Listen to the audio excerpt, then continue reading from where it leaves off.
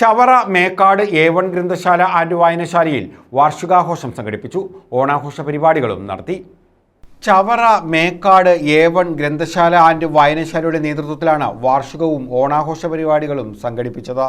വയനാടിന് കൈത്താങ്ങ, ധനസഹായം, പൊതുസമ്മേളനം, കൃതിക അവാർഡ് ദാനം, വിധവകൾക്കുള്ള ഓണക്കിറ്റ് വിതരണം, വിദ്യാഭ്യാസ പുരസ്കാരം തുടങ്ങിയവയോടെയാണ് വാർഷികവും ഓണാഘോഷ പരിപാടികളും സംഘടിപ്പിച്ചത്. ഇതിന്റെ ഭാഗമായി നടത്തിയ സമ്മേളനം ഡോക്ടർ സുജിത് വിജയൻപിള്ള MLA ഉദ്ഘാടനം ചെയ്തു. ഭൗതിക സാഹചര്യത്തിന്റെ പരിമിതികളെ കുറിച്ച് സൂചിപ്പിക്കുകയുണ്ടായി.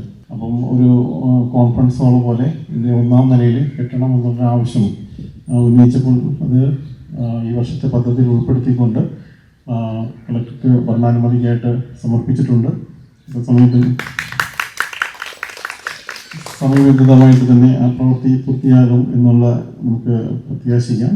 ഗ്രന്ഥശാല പ്രസിഡന്റ് S. രാധാകൃഷ്ണൻ അധ്യക്ഷത വഹിച്ചു. നിർധന വിധവകൾക്കുള്ള ഓണക്കിറ്റുകളുടെ വിതരണവും MLA നിർവഹിച്ചു.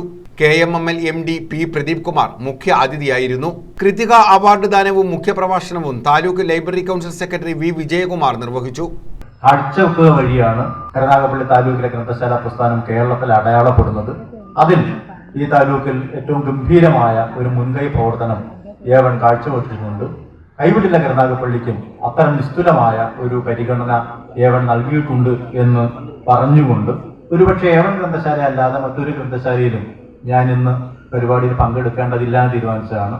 ചവറ ബ്ലോക്ക് പഞ്ചായത്ത് പ്രസിഡന്റ് സന്തോഷ് തുപ്പാശ്ശേരി ചികിത്സാ സഹായ വിതരണവും, കോവിൽത്തോട്ടം ഇടവക വികാരി ഫാദർ മിൽട്ടൺ ജോർജ് വിദ്യാഭ്യാസ എൻഡോമെന്റുകളും, പഞ്ചായത്ത് അംഗം Lincy Leon SLC, CBSE, ICSE +2 പരീക്ഷാ വിജയികൾക്കുള്ള ക്യാഷ് അവാർഡുകളും വിതരണം ചെയ്തു.